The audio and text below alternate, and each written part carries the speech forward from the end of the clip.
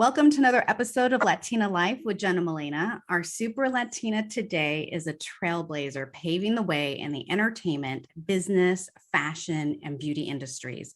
She is truly a beautiful pattern in the fabric of pop culture and society. You've seen her name and face on MTV, billboards, magazines, even your local stores. So happy to have her here with all of us. Welcome to the show, Daisy Fuentes. Oh, that's so sweet. Thank you so much for that lovely intro. Oh, my gosh, of course. Thank you. So Daisy, we're just going to dive right into this because you were one of the first to open the doors in so many areas for Latina women. Absolutely. But I think we need to go into, your childhood. Your family's from Cuba, then you went to Spain, and then you moved to New Jersey. So that's a journey. How was that for you? Just that transition of going from being in this country that, you were raised in to all of a sudden New Jersey. So tell us about your childhood. It was very interesting. Like you said, just ending up in Jersey out of nowhere, quite a long journey. So I was born in Cuba. My dad is Cuban. My mom is from Spain. So at the time in Cuba, I was 3 years old and there was horrible political turmoil happening. So we left as political exiles with literally nothing. My parents were in their early 20s. They were kids themselves. Yeah. To now leave alone with just a baby. As a matter of fact, when we were boarding the plane, they tell the story that, they go through their communist checklist, making sure that everything that you owned, which now belongs to the government, is left behind. Wow. And they didn't let my mom board because they said, oh, we're missing a blender. They take inventory of the house. Everything now belongs to them, including the house. And she said, oh, we used it to give the baby her formula this morning, and I forgot to turn it in because and they said, well, you can't board until that is returned to the government. Oh. And somebody had to run home and make sure, I don't know, that was now check marked off the list and we were able to board. So that's what we're talking about. When I say we left with literally nothing and my parents who were kids themselves, imagine your typical 23-year-old today, leaving their country with nothing and a baby. I think most would not survive. Yeah. Exactly. I think, young people today, for the most part, are not equipped for such, survival. That's really what it was. And to go to a new country, we were able to go to Spain because my mom obviously still had a Spanish passport, and politically we were more aligned with that country at the time. So we weren't allowed to come to the United States, but we didn't come directly over here. So we get to Spain. My dad finds work at the phone company. He's working very long hours. At that time, women did not work. So she had to be a housewife taking care of her baby at home. My mom gets pregnant. My little sister was born in Spain. And by that time, my grandparents were already settled in Newark, New Jersey.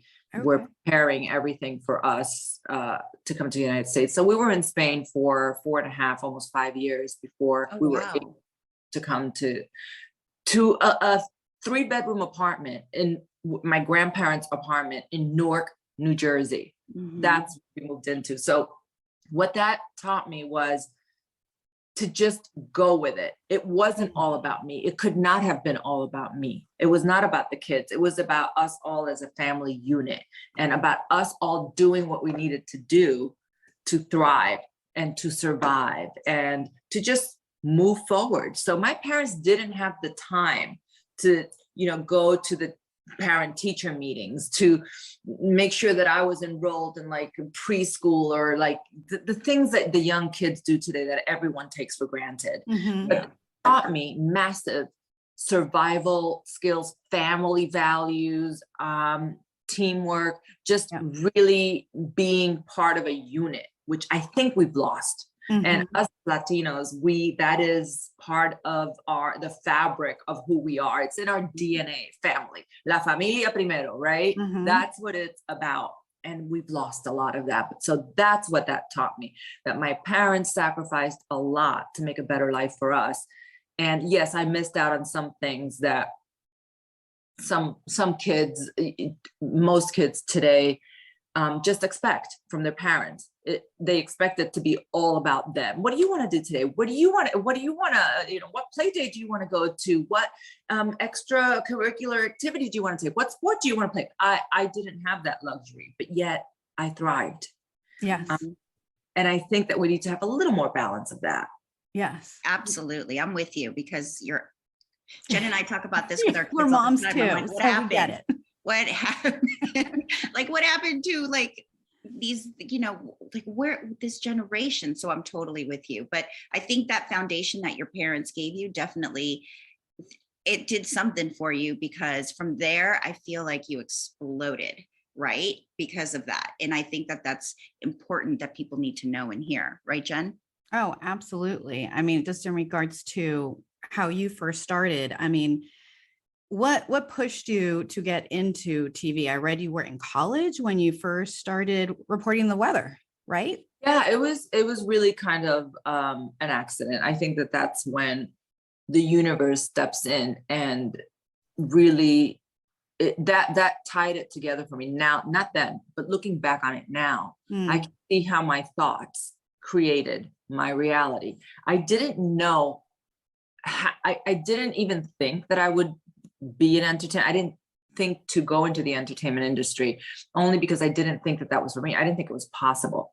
I didn't have any role models to follow. No one in my family or friends of ours were even remotely connected to the business. Right. But when I would look through the magazines, when I would watch TV shows that I liked, I would just, in a very innocent way, picture myself there. I would look through the magazine, I would transport myself to where the theme of that editorial was. And I would see these young girls in like Teen Vogue. And I would say, wow, that must have been so much fun to do this photo shoot. Like, what an exciting life. And I could literally envision myself, not because I wanted to do it, just because I enjoyed it. I loved the life of like that, everything that had to do with fashion and makeup and style. Mm-hmm. So I would transport myself there, not knowing that visualization and that feeling that I was having, which was so pure, of just like, how great for that girl. Yeah. Right. That's what manifested my future. And I am sure of it, because that's how it works. Right. Mm-hmm. So the stars aligned for that opportunity to present itself to me. It was a next door neighbor. Okay. The older sister of a young girl who played with my sister all the time. They went to school together, and they were just, neighbors, kids who play together. So she was assistant designer for a major couture designer in New York. And on a Saturday, she was short 2 models, and all the agencies were closed. She desperately needed 1 more model. So she came knocking at the door, begging my mom to let me go with her to do this photo shoot because I would fit the clothes. So I begged her. I said, oh my God, let me go. This would be so much fun, a photo shoot. Oh my God, a photo shoot. So I go to this photo shoot and end up becoming his fit model. She just kept calling me back. And eventually they had one of their Ford models, they called at the time, one of the mannequins, who were like professional runway models. And these were statuesque, magnificent women who just had the art of that walk and how to show the clothes. And they were just experts. So one of them taught me how to walk and what to do, what not to do. And he put me in his first fashion show. In my first fashion show, one of his many fashion shows, which were private for his private clientele, very exclusive. I was young. I think I was like, 16, 17, and had no idea what I was getting myself into. After the show, there's a little cocktail party.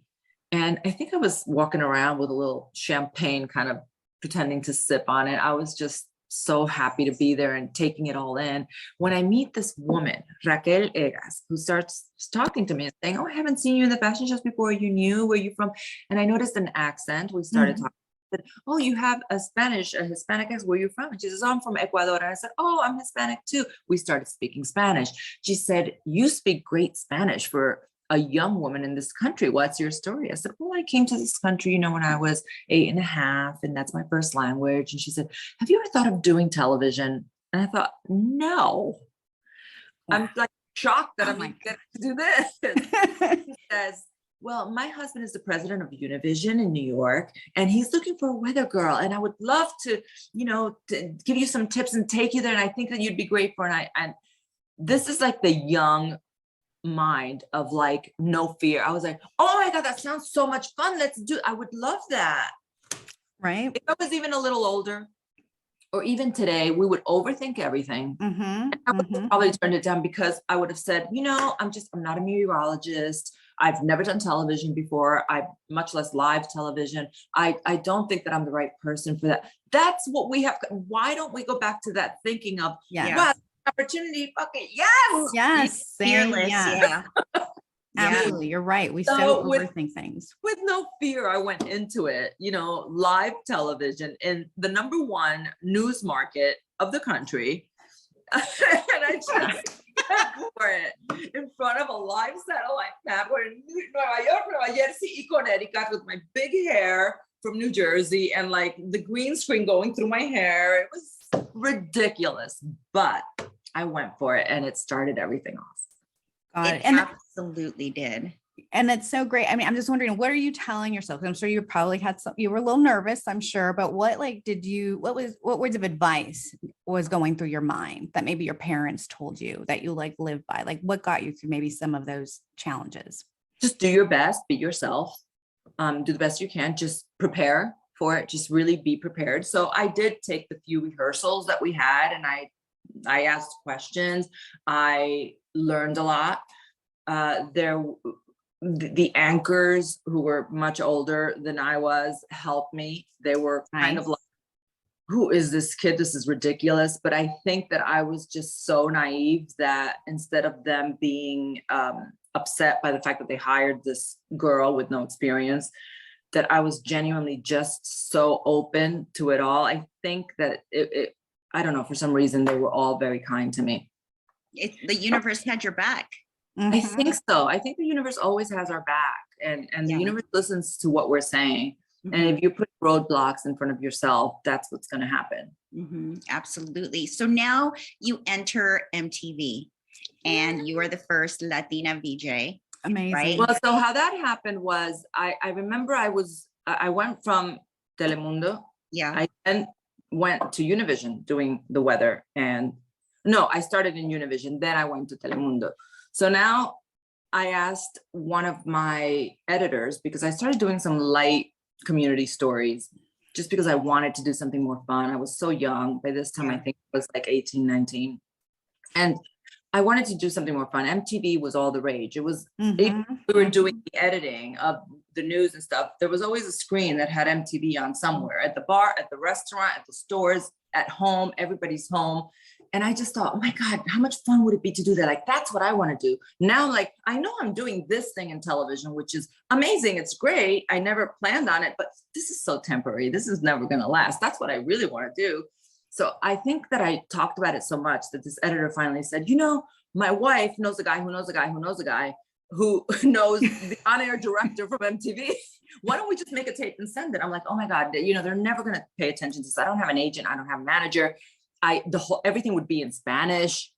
So sure enough, he just made this little tape, a little reel. And I sent it in with a letter that said, I know this is all in Spanish, but I promise I speak English. I love the channel. Music is my life. I'd love a chance to audition, blah, blah, blah. I don't hear from them for like 6 months. And then all of a sudden I get a call from this woman, Barbara Corcoran, who was the executive producer now for a brand new show that was being tested, was launching for the pilot of MTV Internacional.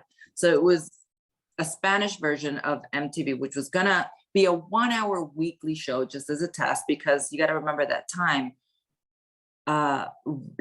record labels did not have a budget for Hispanic artists, for Latin, for videos, because there was no platform for them.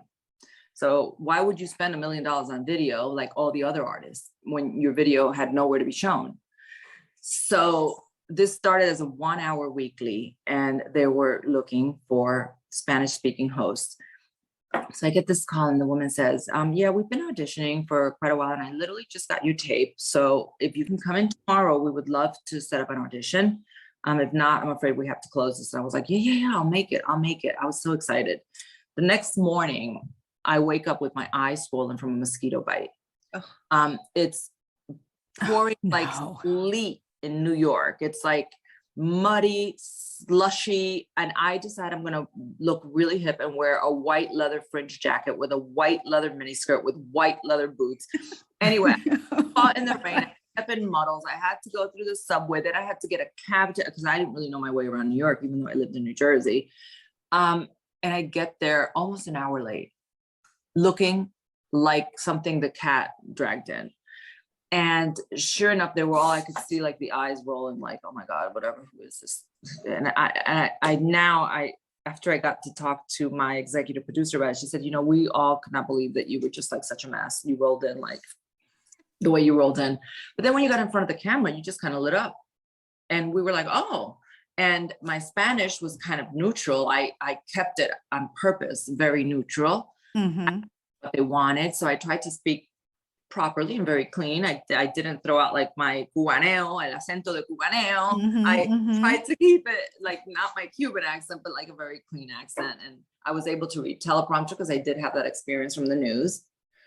And I got the job because she said, you know, we auditioned so many girls, but because this show is going to be going out to all of Latin America, we wanted someone that didn't sound from a particular country because everybody gets very, you know, proud of their country. We're all hosting us from another country. They're not, you know, people are going to be turned off by it. And unfortunately, sadly, that is how we are. Yes. Yeah. And so she said it was because you had such a neutral accent that and your knowledge of music and, you know, you just lit up on camera. That's why we went for you. But they had like auditioned 100 girls. Wow. And I thought, oh my God, I'm so lucky. I'm just so lucky. And that's how that started. Shortly after that, I got an audition for MTV US, regular MTV, because it was shot literally in the same studio with most of the same production team. The only thing that changed were the writers and my executive producer. And that was amazing. But that's how I got that opportunity. So here's the thing, looking back, if I had set my mind on MTV and MTV alone and gone in that direction, when this weather job presented itself to me, I would have said no to it. Like many people do today, because they're like, you know, yeah, that's just not what I am going for. That's just not my journey. My journey is to end here, and I need to go directly to that. And people forget that sometimes the opportunities that present themselves to you, you might have to take some detours. Yeah. It is all to teach you and to prepare you for where you want to be. And a lot of times we shut those down and we say no without realizing what doors it may open for you. Absolutely. Your story is so fascinating because I'm just sitting here and I'm like, wow, like you're so right. And the fact that these other women, Latina women, were the ones to open the doors for you. Yes. They really were. Yeah. You know, like you had these women who were lucky enough to be in a position to give that to another woman.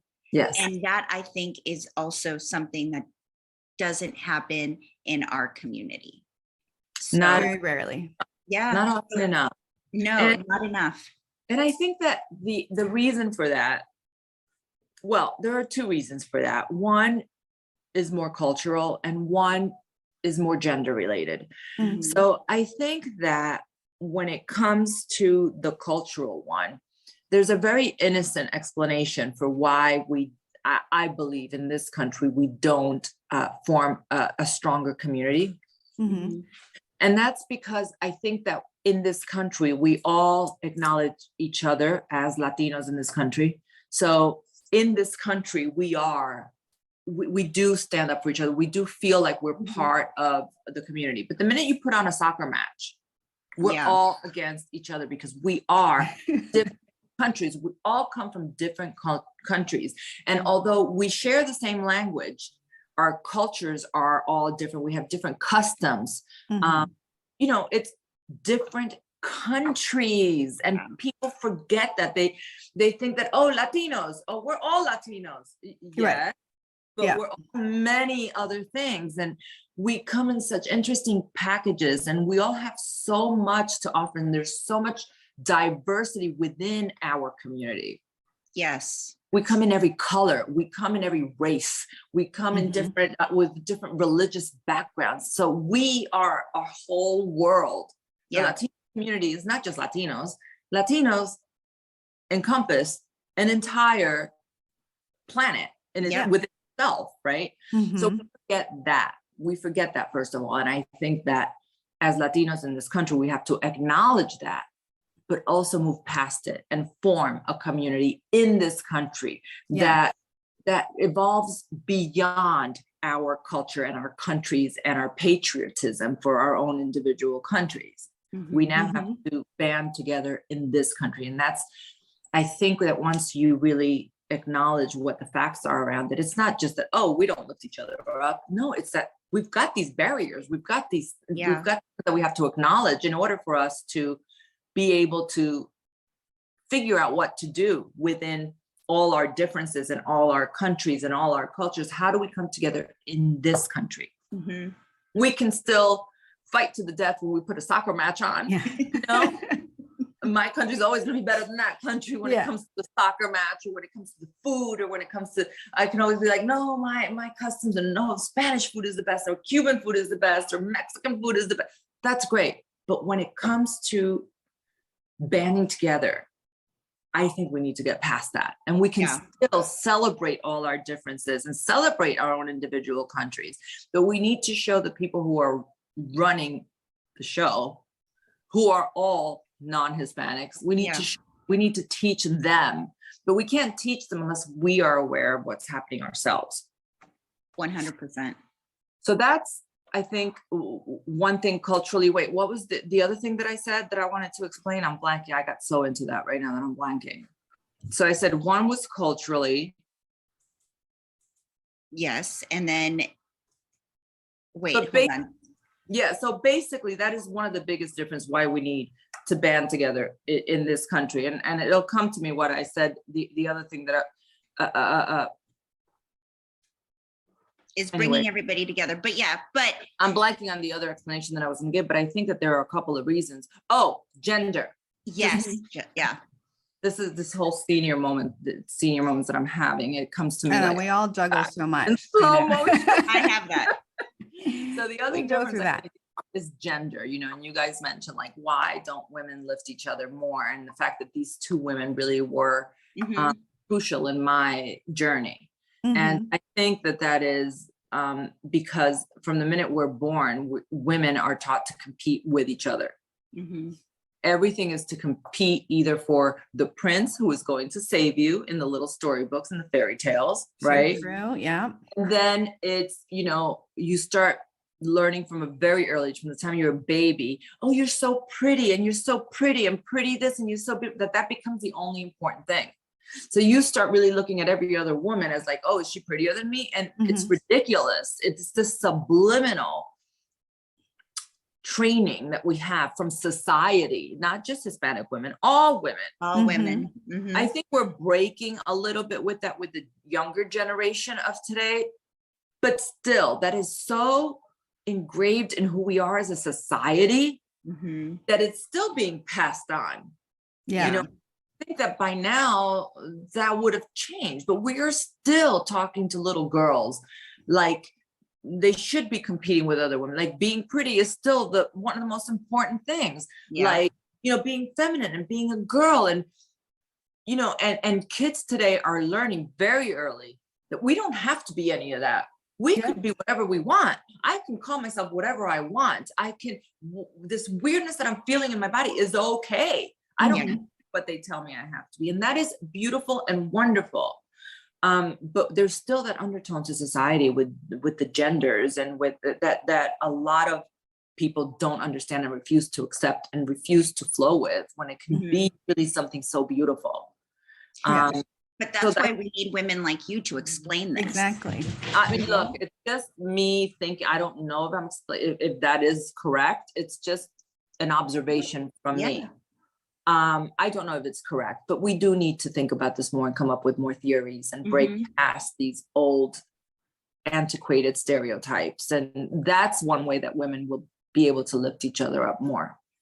Absolutely. And I think that, you know, you're definitely doing it. I hope that we can do that in whatever way that we can, because, you know, we do face a lot of challenges, all of us, every single person always has, you know, things that they have to overcome. And, you know, as women, I feel that we do have to overcome more, you know, in the workplace and in other areas of life. But for you entering television, did you feel like you had to work harder to, you know, because then after and I also, MTV I feel that you're very comfortable like with who you are. Like, I don't know, being first generation, Malay and I are both first generation here.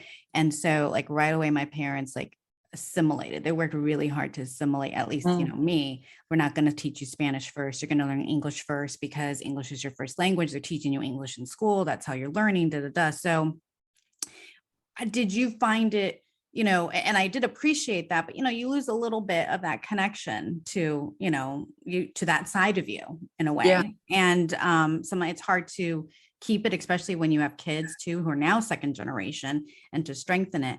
But going back to you being comfortable in your own skin, because you seem very comfortable, seem so self-assured. Did you find that you had to assimilate and adjust like your personality, or did you find like, this is who I am, my parents brought me up to be, you know, me, and this is me, take it or leave it?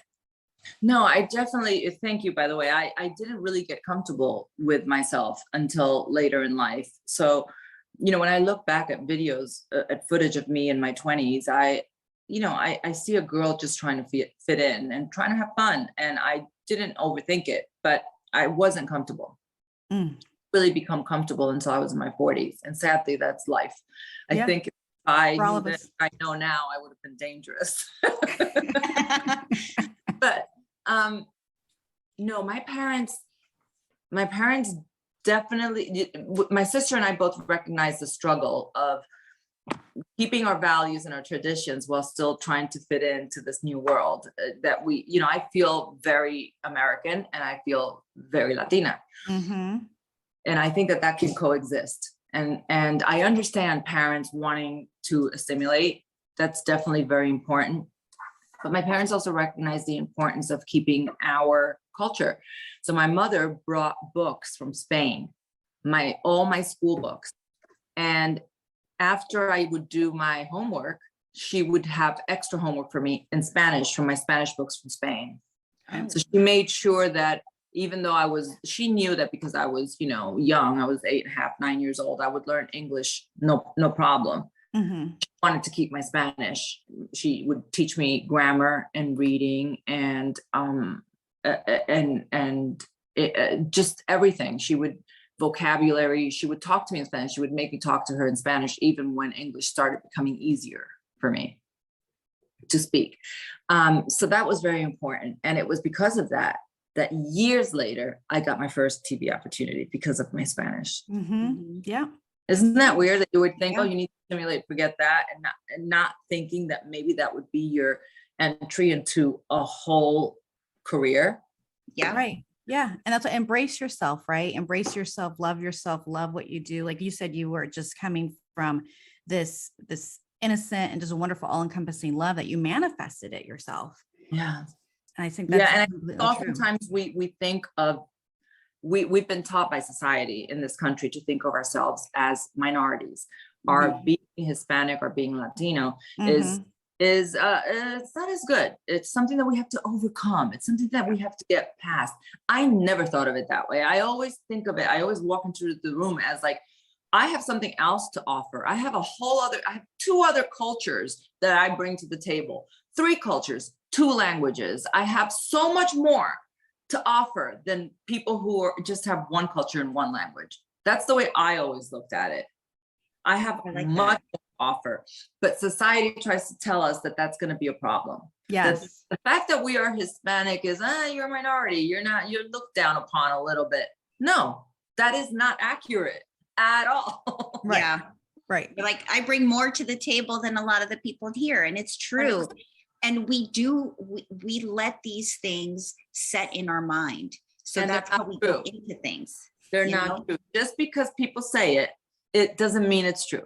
Yeah. It's a society defining who we are, who they're not one of us. They're Mhm. defining us, and why? It's not true. Yeah. Yeah. No, you're right. See, I love this. This is what people need to hear. So I want to go into you being an entrepreneur, because I think that you really, I mean, you just did so much and you're continuing to do so much. So from television, obviously you love fashion, you modeled. What made you like jump into becoming a mogul and saying, you know what, I'm going to make my own fashion line? Because you are, and you have your line now. Yeah, it's going on almost 20 years, which is shocking. Celebrity brands really, most of the time they're vanity projects, which are great. That's what I thought it was going to be for me. I thought it was going to be like a side hobby, which I thought was great. At the time that I launched my brand, branding and celebrity brand in particular was like the wild, wild west. Nobody knew anything about it. And a lot of celebrities were turning down opportunities because they didn't want to dilute themselves. They would say, oh, I'm an actor, I don't do that. Or I'm a model, I don't do that. Or I'm a singer, I don't do that. And I just thought, well, I'm a model, I'm doing it for other people. Why wouldn't I do it for myself? Like, I'm promoting people's brands. Why wouldn't I promote like my own dress? You know, it's exactly what I'm doing. Anyway, so again, that was an opportunity that presented itself to me that I didn't overthink, because I was still in the mindset of take all the opportunities that are given to you, because they may never come again.